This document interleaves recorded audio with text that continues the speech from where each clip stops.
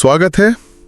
आज हम एक बहुत ही दिलचस्प विषय पर बात करने वाले हैं, आकर्षण का सिद्धांत, मतलब जिसे लॉ ऑफ अट्रैक्शन या LOA भी कहते हैं।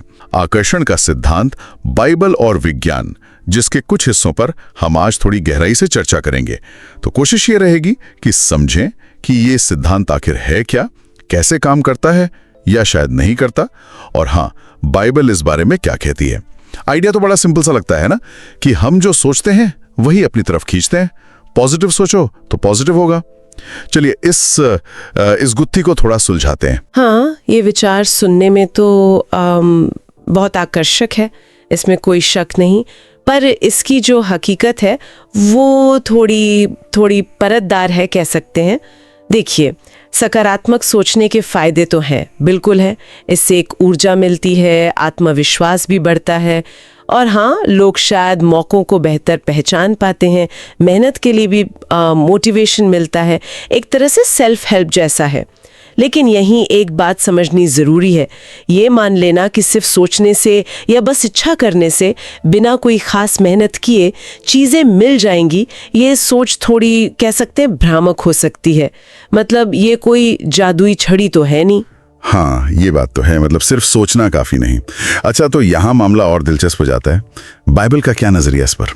क्या बाइबल में कहीं सीधे सीधे लॉ ऑफ अट्रैक्शन की बात की गई है? देखिए, सीधे तौर पर तो लॉ ऑफ अट्रैक्शन शब्द या ये कॉन्सेप्ट बाइबल में नहीं मिलेगा, बिल्कुल नहीं। लेकिन हाँ, बाइबल में ऐसी बहुत सी बातें हैं जो सोच, विश्वास और खास तौर पर कर्म यानी एक्शन, इनके महत्व पर बहुत जोर देती हैं।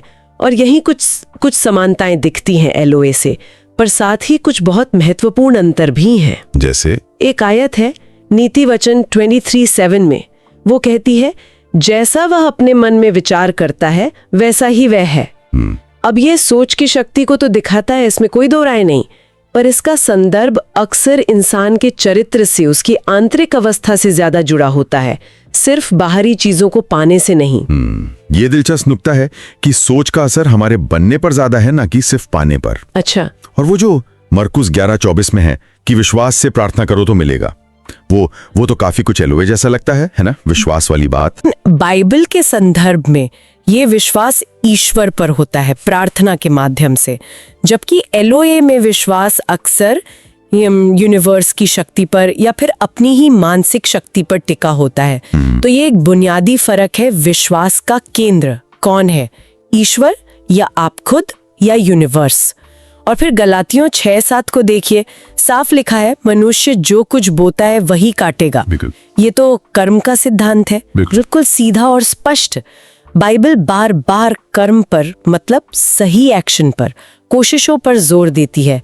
सिर्फ सोचना या विश्वास करना ही काफी नहीं है, उसके हिसाब से काम करना भी उतना ही जरूरी है। अच्छा, तो मतलब बाइबल सोच और विश्वास को खारिज नहीं करती, पर उन्हें कर्म और ईश्वर पर भरोसे के साथ जोड़ देती है।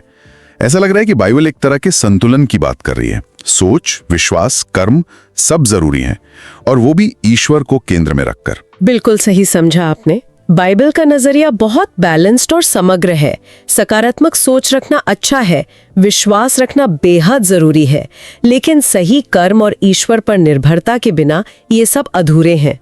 जहां LOA अक्सर इंसान या यूनिवर्स को ही मुख्य शक्ति बना देता है, वहीं बाइबल साफ तौर पर कहती है कि असली शक्ति और मार्गदर्शन ईश्वर से आता है। तो फिर इसका सार क्या निकलता है, खासकर उन लोगों के लिए जो ईश्वर में यकीन रखते हैं?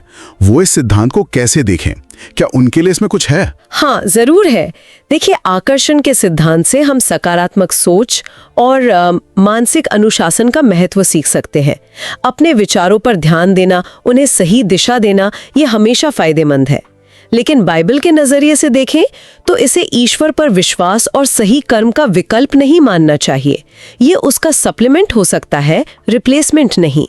मतलब असली भरोसा अपनी सोच की शक्ति या यूनिवर्स पर नहीं, बल्कि ईश्वर पर होना चाहिए।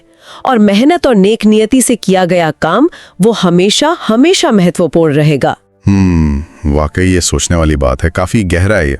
चलिए, इस चर्चा को हम यहीं रोकते हैं, लेकिन एक सवाल शायद हम सब के सोचने के लिए छोड़ जाते हैं कि भले ही हम इसे कोई नाम दें या ना दें, ये विचार कि हमारी सोच, हमारा नज़रिया, हमारी हकीकत को किसी ना किसी रूप में प्रभावित करता है। ये हमारी रोज़मर्रा की ज़िंदगी पर, हमारे फैसलों पर, हमारी कोशिशों पर कितना असर डाल सकता है।